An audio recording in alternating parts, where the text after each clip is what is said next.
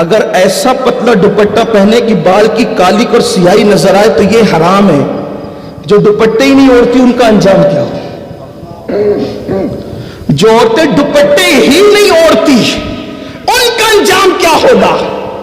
اور جن کے گھر کی عورتیں نہیں دوپٹے اوڑھتی اور مرد اس کو دوپٹہ اوڑھنے کے لیے نہیں کہتے، سالن میں نمک زیادہ ہو تو مارتے ہیں، سالن میں نمک زیادہ ہو تو گالیاں دیتے ہیں، سالن میں نمک زیادہ ہو تو طلاق کی دھمکی دیتے، بعض بدبخت تو طلاق تک دے دیتے ہیں.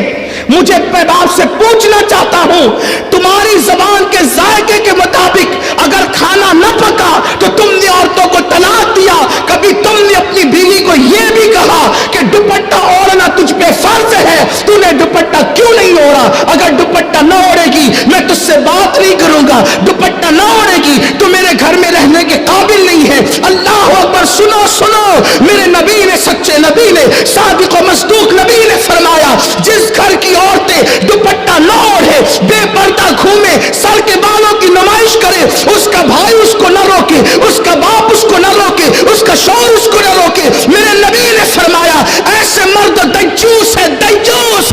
اللہ نہ ان کی نمازیں قبول کرتا ہے نہ دعائیں قبول کرتا ہے، اور اللہ ایسے مردوں پہ لعنت کرتا ہے جس کے گھر کی عورتیں بے پردہ گھومتی ہیں. مجھے بتاؤ جن مردوں پہ قدرت لعنت کرے، جن مردوں پہ قدرت لعنت، وہ عزت کے ساتھ رہ سکیں گے؟ اور عورت دوپٹہ نہ اوڑھے تو اس کے گھر کے مردوں پہ لعنت پڑتی ہے، اور جب اس کی وجہ سے مردوں پہ لعنت پڑتی ہے اگر وہ منع نہ کرے تو، اس کو نہ روکے تو ان عورتوں کا خود کا انجام کیا ہوگا؟ ان عورتوں کا خود کا انجام کیا ہوگا؟ عورتیں ہیں اتنی نازک، انہیں صنف نازک کہا جاتا. اگر عورتوں کو ڈانٹ دو، ڈانٹ پڑ جائے نا عورتوں کو تو ڈانٹنے سے رونے لگتی ہے. میں سوچتا ہوں میری بہنیں کتنی کمزور ہے، کتنی نادان ہے. شوہر اور بھائی کی ڈانٹ پہ جو رو، باپ کی ڈانٹ پہ جو رو دے، جب فرشتوں کے چابک ان کے جسم پہ پڑیں گے جہنم کی آگ کے بنے ہوئے، اس وقت ان کا انجام کیا ہوگا؟ جو ڈانٹ نہ سن سکے اور رو دے، جب فرشتے ان پہ چابک برسائیں گے بے پردگی کی بنیاد پہ، ہونٹوں پہ لالی لگانے کی بنیاد پہ، پتلے پتلے باریک لباس پہننے کی بنیاد پہ، مردوں سے فون پہ لمبی لمبی باتیں کر کے، زنا کی باتیں کر کے، ناجائز حرام باتیں کر کے بھاگنے کا پلان کرنے کی بنیاد پہ، اس وقت ان کا انجام کیا ہو؟ بڑی معذرت کے ساتھ، مجھے کوئی شوق نہیں ہے ان عنوانات پہ تقریر کرنے کا، لیکن نشتر جو لگاتا ہے وہ دشمن نہیں ہوتا.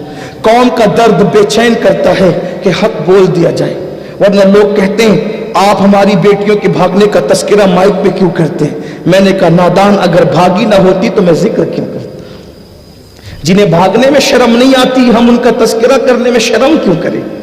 اس لیے کہ قوم کی بیٹیوں کو، میں یہ نہیں کہتا کہ ہر بیٹی بھاگتی ہے، واللہ کبھی نہیں کہتا.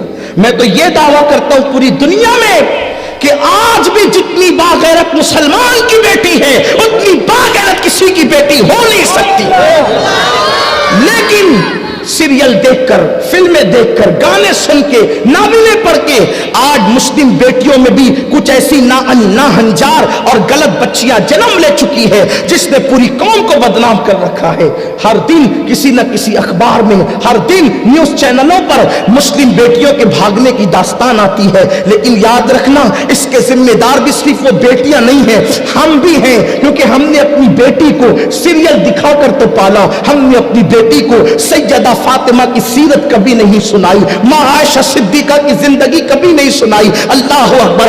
ہم نے تو اپنی بچیوں کو گناہ اور جرائم دکھائے فلموں کی شکل میں، لیکن ہم نے تقوی اور پرہیزگاری کی باتیں کبھی نہیں بتائی. وجہ یہی ہے قوم کی بچیاں بگڑتی چلی گئی، قوم کی بچیاں دین سے دور ہوتی چلی گئی. تو آئیے بات بہت دور نہ چلی جائے، میں دو جملے کہہ کر اپنی بات کو پھر اپنے عنوان کی طرف لے کر چلتا ہوں. میں اپنی قوم کی ان بیٹیوں سے، ماؤں سے، بہنوں سے گزارش کرتا ہوں، میری بہنوں، اللہ کے عذاب کو دعوت مت دو، اللہ کے غضب کو دعوت مت دو. دنیا کا بڑے سے بڑا طاقتور انسان کوئی بھی اس قابل نہیں ہے جو اللہ کے عذاب کو برداشت کر سکے. اللہ کے عزت کی قسم, اگر میرا اللہ اپنے عذاب کو کسی پہاڑ پر ڈال دے تو پہاڑ بھی اللہ کے عذاب کو برداشت کرنے کی طاقت نہیں رکھتا.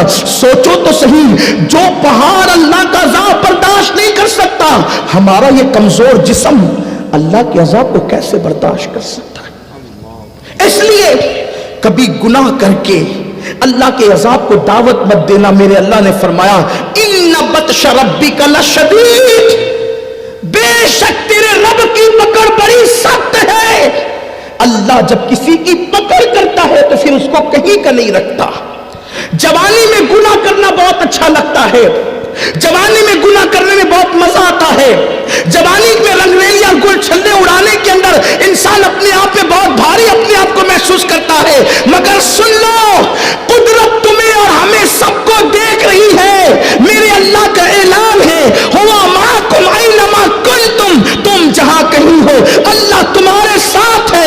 ان اللہ کان علیکم رقیبا, اللہ تم پر کڑی نگرانی کر رہا ہے اور اللہ کی پکڑ بڑی سخت ہے. جب انسان گناہ کر کے بھول جاتا ہے تو قدرت اس کو سزا دیتی ہے, اور بڑھاپے میں جب قدرت کسی کو سزا دیتی ہے تو انسان چہرے پہ چادر ڈال کر کے روتا ہے اور اس وقت تو توبہ توبہ کرتا ہے, لیکن بہت دیر ہو چکی ہوتی ہے. اس لیے اگر پلٹنا ہے تو جوانی میں پلٹو, اگر دیندار بننا ہے تو جوانی میں بنو. ساری زندگی کی لذتیں لوٹ کر جب کسی کے قابل نہیں رہ جاتے تب اللہ کی طرف پلٹتے ہو. جب کسی کے قابل نہیں رہ گئے تو قدرت کی طرف. یاد رکھنا, جوانی میں جب ہم عبادت نہیں کرتے تو بڑھاپے میں پھر قدرت عبادت کرنے نہیں دیتی. پھر گھٹنوں کا درد, کمر کا درد, اٹھنے بیٹھنے کی تکلیف. مگر ہاں, جن لوگوں نے جوانی میں عبادت کی اور بڑھاپے میں بیمار ہو گئے, گھٹنے میں تکلیف ہر آدمی کو ہو سکتی ہے, بڑھاپے کی وجہ سے کمر میں تکلیف ہر آدمی کو ہو سکتی ہے, بیماری ہر آدمی کو ہو سکتی ہے. تو ایسے موقع پر جو شخص جوانی میں عبادت کرتا تھا لیکن جب بوڑھا ہو جاتا ہے اور عبادت کے قابل نہیں رہ جاتا, بہت کم سے کم عبادت کرتا ہے اور اس کی عبادت کم کم اللہ کی بارگاہ میں پہنچتی ہے, تو اللہ علم عالم الغیب والشہادہ ہے, وہ غیب کا جاننے والا ہے, وہ اپنے فرشتوں سے پھر بھی پوچھتا ہے, فرشتوں بتاؤ یہ بندہ تو بہت پہلے عبادت کرتا تھا, ابھی اس کی عبادتیں کم کیوں ہو گئی؟ وہ فرشتے کہتے مولا تو بہتر جانتا ہے, یہ پہلے جوان تھا, طاقتور تھا, قوت والا تھا, مولا اب یہ بوڑھا ہو گیا ہے, کمزوری کی وجہ سے کر نہیں پاتا. تو اللہ فرماتا ہے مجھے اپنی عزت کی قسم, یہ جوانی میں کثرت سے کرتا تھا اور بڑھاپا میں نے دیا ہے, کمزوری کی وجہ سے کر نہیں پا رہا ہے یا کم کر رہا ہے. فرشتوں گواہ رہنا, یہ کتنی ہی کم کرے اب اس کو کم کا ثواب نہیں دیا جائے گا. جوانی میں جتنی زیادہ کرتا تھا ہم اس کا ثواب اس کو عطا کریں گے.